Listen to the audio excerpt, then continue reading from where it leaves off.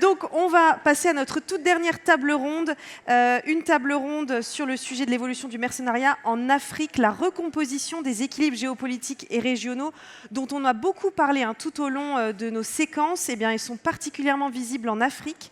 Le développement des milices, en particulier des milices étatiques, participe d'un équilibre fragile entre conflit et apaisement. Alors, comment comprendre leur développement et leur modèle économique? Quels sont les liens avec leurs États d'origine et avec les États au sein duquel elles opèrent? Pour en parler, je vous propose d'accueillir notre prochain panel, modéré par Christine Dugouin-Clément, du Centre de recherche de la Gendarmerie nationale. Ah, dis donc, j'en fais des erreurs pour cette dernière. Vous me pardonnerez? Mais je vous laisse la scène alors. Allez-y.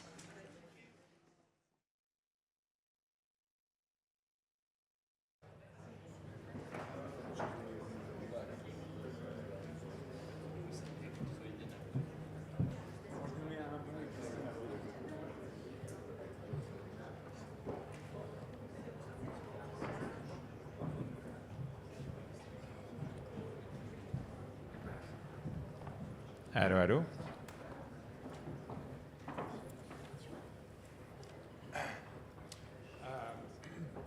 Je sais pas si... bonjour tout le monde, je m'appelle François Picard. Comme mon nom ne l'indique pas, I'm Franco-American. I am the host of the France 24 debate and in a previous life a West Africa correspondent. On va faire ça en anglais et en français, in French and in English. It's been more than 2 decades since Mark Thatcher and his friends tried to overthrow Obiang in Equatorial Guinea. It looked for a long time like the Bob Denard mercenaries of old was something of the past. But as was just mentioned, things are changing, and that's what we're going to talk about with this panel, and things are changing fast.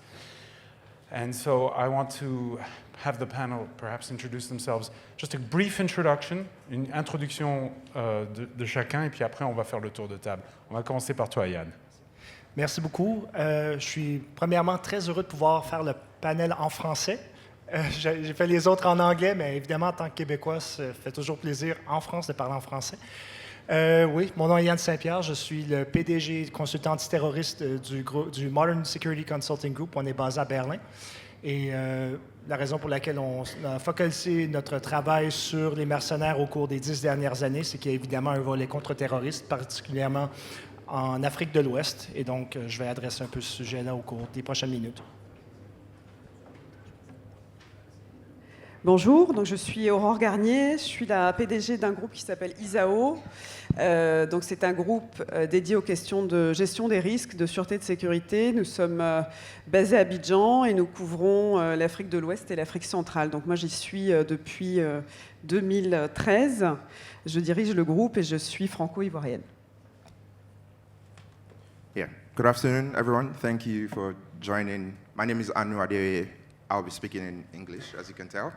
I cover West Africa for the Financial Times, so like Francois, and a lot of my work focuses on Russia's influence in West and Central Africa, where the Wagner Group has been very influential over the past 5-6 years.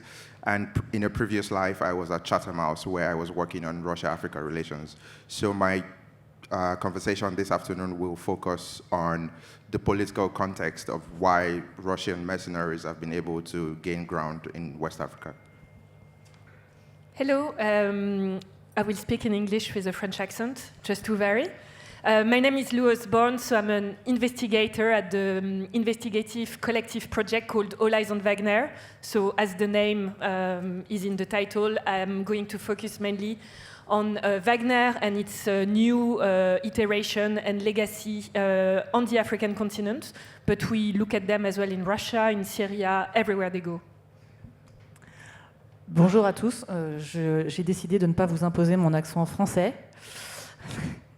Je suis Christine Dugouin-Clément, je suis chercheuse, notamment à la chaire Risque de l'IAE de Paris, à l'Observatoire d'intelligence l'Observatoire de l'intelligence artificielle, vous voyez, il ne faut pas que je passe en anglais, de Paris 1, Panthéon-Sorbonne et au Centre de recherche de la Gendarmerie nationale. Et moi, je vais me concentrer sur ce que impliquent les modifications que l'on va avoir dans les façons de déployer le mercenariat et ce que ça peut donner sur une approche géopolitique, y compris sur d'autres territoires, puisqu'on ne peut plus uniquement se concentrer sur un seul, mais qu'il faut penser en regardant un petit peu, histoire de faire un anglicisme, la big picture.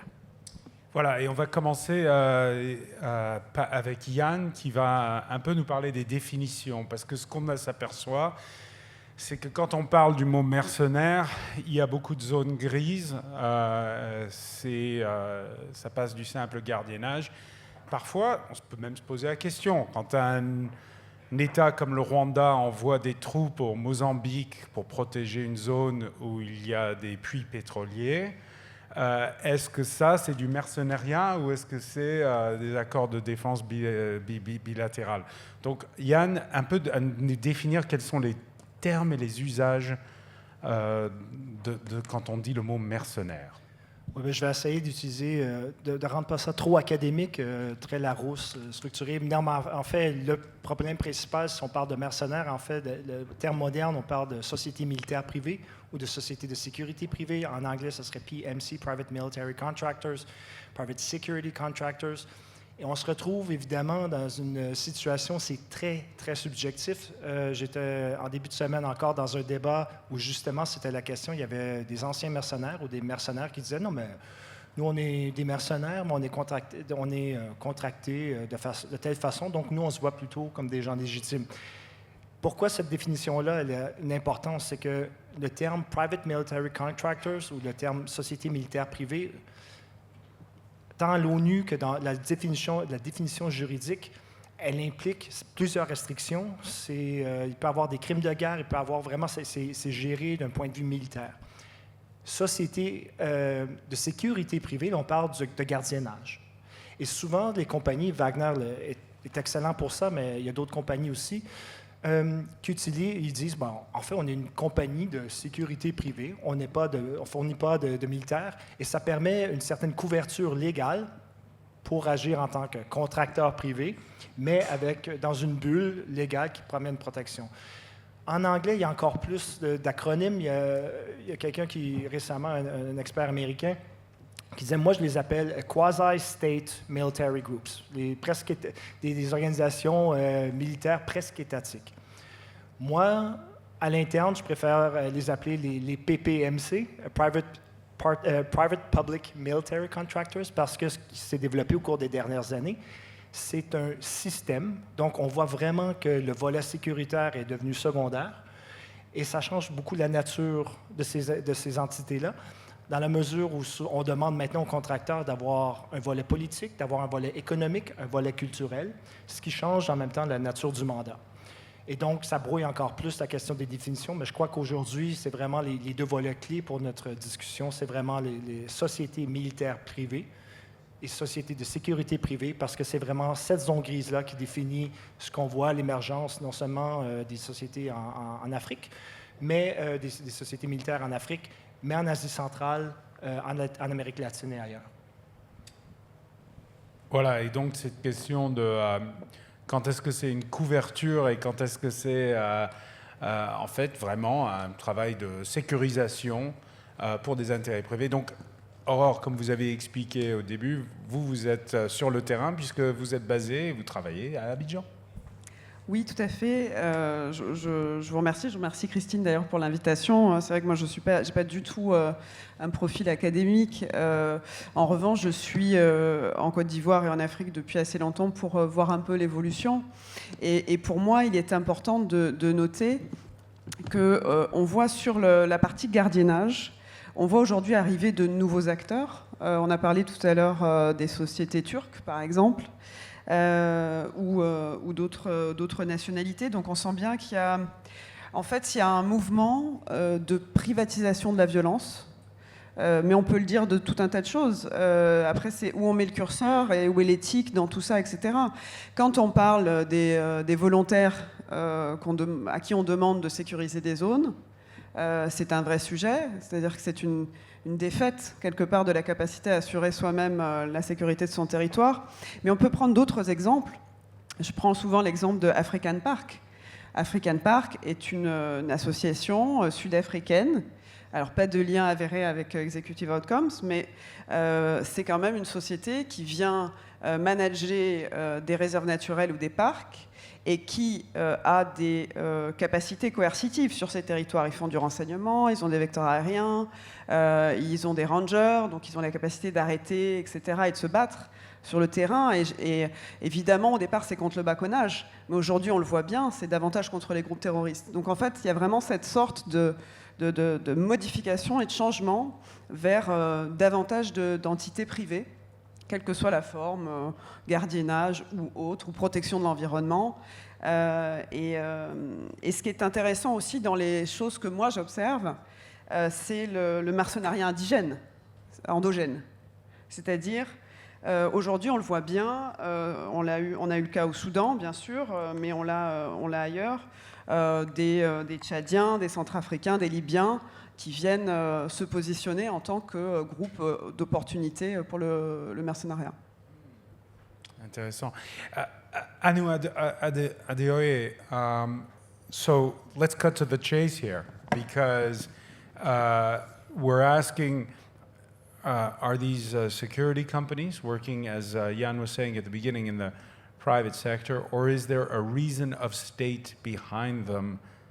And you look at, for instance, where Wagner is. I don't know if it's a coincidence, but it's very often where there are gold mines, for instance. Yeah, no, thank you once again, and good afternoon, everyone. Like you say, everywhere that Wagner operates, there's a clear overlap with where the Russian state has interests, but also where Russia has diplomatic clout. And I'll paint a picture for you. You know, in April of last year, around midnight in Niamey, which is the capital of Niger, about 100 commandos flew in from, various parts of the world. They were Wagner, and they had come to assist the new government in Niger. Right? And when you look at this, it was yet another example of a spectacular diplomatic success for Russia. This is a model that has served them very well, not just in Niger, but also in Mali, in the Central African Republic. And what you look at, particularly in the Sahel countries, is that these are countries that, one, have experienced coups since 2020, so there's an element of political instability.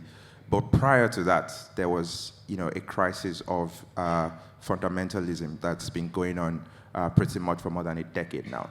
So whenever you have this twin crisis of political instability, but also, insecurity, a country like Burkina Faso, for example, controls, less than 50% of their land area, and this means that, there's appetite both on the streets, people who want security to return, and also, the opportunistic soldiers who have taken,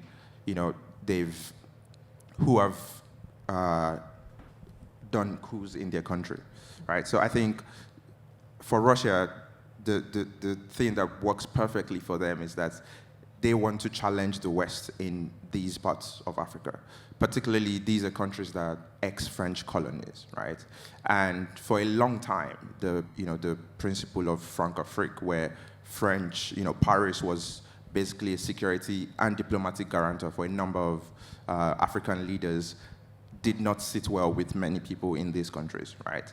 And I think there was a fundamental misreading of the national mood in a lot of these countries, so much so that when the coups happened, I think a lot of local elites were surprised by how many people supported those coups, right? And so when the coup leaders came, it was very easy for them to sell a story and say, the French, the Europeans, the United States, this is in Mali, by the way, the UN through MINUSMA, and also the United States through intelligence sharing, they are saying, what have these guys actually done for us? We are the ones who can provide security. And this is where Wagner comes in. Wagner's promised in a lot of these countries to help them restore security. which admittedly has not been very good.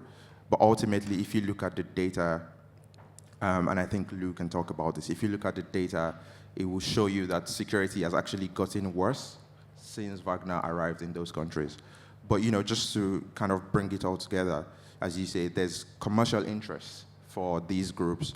If it's a mine in the Central African Republic, which is where they have basically perfected their model, there's about 3,000 of them thereabouts in the Central African Republic. They have interest in timber, in beer, in diamonds and gold. So, they're not just here to provide security, quote unquote, which is not something they're actually doing, but they're also here for commercial interest. And if, as we've said, they're not very effective in terms of returning security, what they're very, very good at is regime protection. If you're someone in Mali or in Niger or in Burkina who has come into power via a coup, you're well aware that there's other people within the military ranks who want to take advantage and maybe oust you as well. And so the Wagner fighters have been very, very useful for regime security in these countries. Yeah, so Lou Osborne, you can give us perhaps a picture since the passing of Yevgeny Prigozhin in unfortunate circumstances. What is, with this partial rebranding, I could call it, of Wagner, what is it exactly today and what's its mission? So maybe just before I answer your question, I just want to come back on the legal status because that's going to answer the question. So we saw a first phase with Wagner, Yevgeny Prigozhin, and I think you know all his phase. What is quite interesting is at that time, the first phase basically, it was quasi-state paramilitary organization, which was acting as a plausible, deniable tool for Russia to set foot in various places. That's quite important because there have been a lot of human rights abuses that were committed at that time. And today, organizations like mine, we are trying to piece that together to understand the chain of command. And what we know is that actually it's not that independent, and we are very far from gardiennage or pure site security, but it's highly linked with Russian security services, with Russian Ministry of Foreign Affairs, and that's quite important when we talk about accountability and who is responsible for things. So that's an important part. Today, historical Wagner is still active.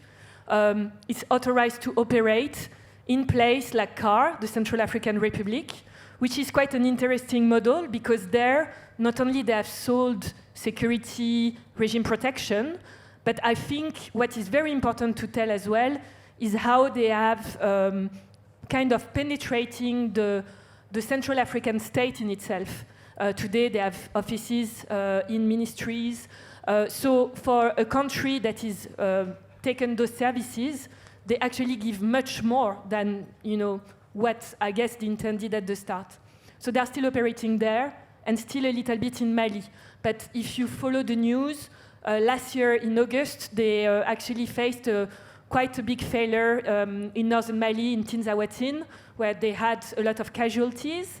And at the time, there were a lot of bargaining with the Russian MOD to send more directly affiliated troops. So they have various shape and forms. They are called African Corps in Burkina, Niger. Now they are called Wagner Legion because they understood that the Wagner brand was, from a marketing point of view, much better. But those organizations, they are actually overtly saying that they are affiliated with the Russian MOD. And again, from an accountability perspective, it's really interesting because when today they do the securization in Burkina Faso, for instance, of some area, when they support the Burkinabe army, and that some horrible massacres happen, that's not a private company that's there, it's the Russian state. And that triggers a number of questions. And so, what's the end game? What happens next? Christine Dugouin, you have brought your crystal ball. Thank you. Alors, je sais que je suis rousse et qu'on a une certaine réputation concernant la sorcellerie, mais ça a ses limites tout de même. Néanmoins... La prochaine question, c'était le tiercé de demain, mais bon. Alors écoutez, je peux vous donner des chiffres, mais en même temps, celui qui gagne, c'est celui qu'il faudra vraiment suivre, il sera réellement chanceux. Mais pour revenir à des choses plus sérieuses, et peut-être en rebondissant sur ce qui vient d'être dit, et après je reviendrai à votre question, parce qu'on pourrait dire que je fais des détours. Ce qui est intéressant de voir concernant les SMP en Russie, c'est qu'on a un usage dans la Fédération de Russie, c'est de regarder ce qui marche et éventuellement de le récupérer. Concernant les SMP, eh bien, ça a été un marché extrêmement concurrentiel, sur lequel vous en avez beaucoup qui ont pu être déployés et dont on va vous dire de manière systématique, en tout cas dans le temps jadis, que c'était des sociétés clairement privées, et vous allez en avoir d'autres. Par exemple, quand vous recherchez les propriétés, vous allez retrouver des noms comme par exemple le général Shoigu.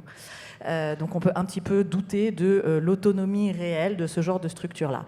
Et quand quelque chose fonctionne bien, eh bien, on va essayer de le réintégrer avec plus ou moins de bonheur, plus ou moins d'adresse dans le système général pour pouvoir l'intégrer dans une approche qui sera géopolitique ou géostratégique de Moscou. Et là, c'est quelque chose qui est, à mon humble avis, assez intéressant.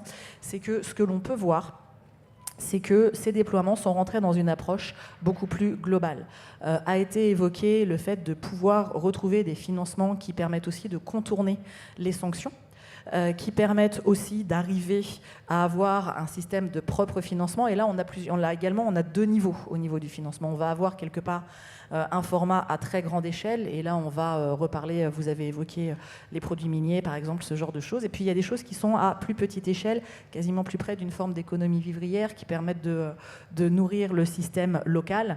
Je pense notamment, on en parlait des bières, on pourrait aussi parler par exemple de l'alcool, où on achète de l'alcool blanc, on va le redistiller pour le revendre ensuite dans des petites poches d'eau pour quelques centaines de CFA, mais mine de rien, ceci plus cela aidant. Il y a aussi un travail notamment sur les raffineries de sucre, on a aussi du travail sur le café, où on va quelque part légaliser, blanchir et permettre d'avoir une forme de légitimité et de rentrer dans le territoire. Ce que l'on voit, c'est qu'au-delà de ça, on a très clairement un objectif géopolitique global, et que de nouveaux entrants arrivent, et que ça peut poser des grosses tensions à plusieurs titres.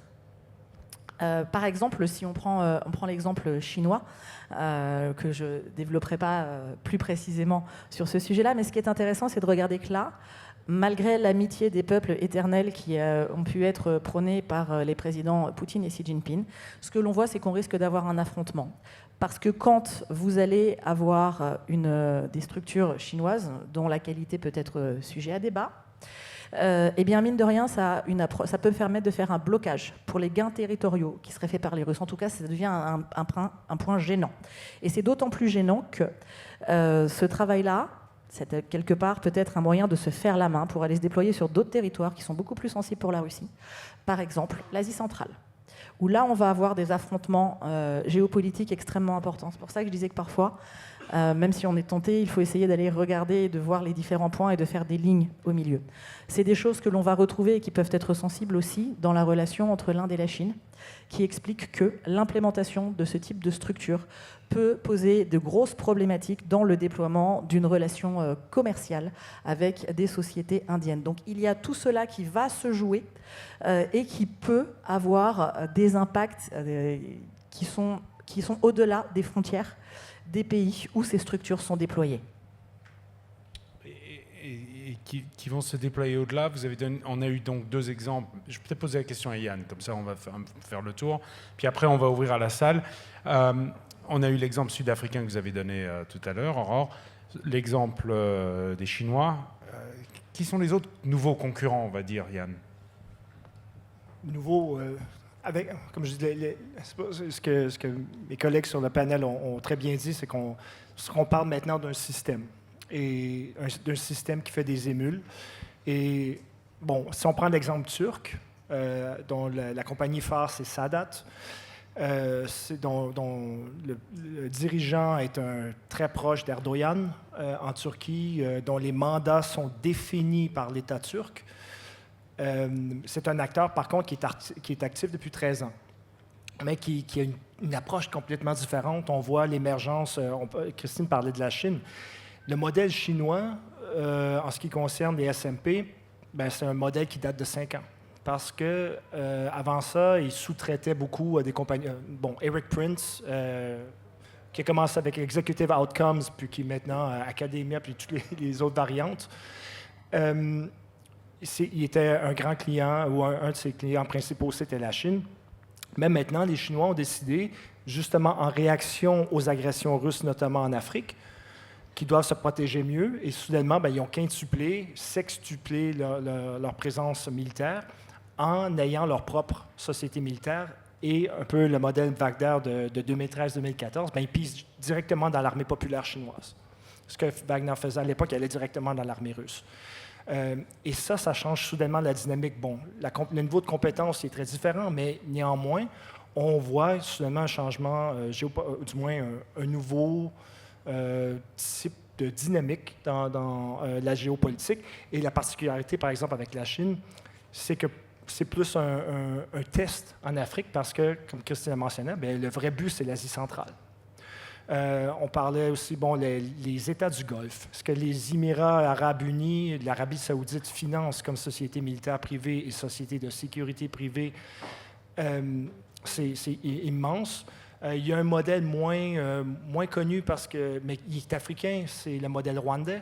La raison pour laquelle ce modèle-là fonctionne un peu mieux en ce moment, c'est que le modèle africain précédent, c'était le Dyke Advisory Group en Afrique du Sud. Puis eux, ils s'en prennent plein la face depuis quelques années, pour le dire poliment. Et du coup, les Rwandais ont réussi à démontrer une autre compétence. C'est à partir de ces nouveaux joueurs-là, on se retrouve avec des nouveaux leviers de pression pour les nouveaux États, parce qu'il y a plusieurs alternatives, soudainement. Et donc, on se retrouve avec les cartes géopolitiques se retrouvent à être brassées. Et ce que Lou mentionnait, la question d'imputabilité. Ça, c'est super important parce que maintenant, on arrive si on regarde les assassinats ciblés en Europe, en Amérique, au Canada, qui sont demeurés impunis, maintenant, il n'y a plus de raison de le cacher. Nous, on a une société militaire privée, ça fonctionne, donc arrive ce qui viendra. Et donc, ces nouveaux joueurs-là ont compris ça aussi. Ils agissent comme ils veulent, avec un degré d'impunité, mais ça développe un marché qui a des répercussions mondiales.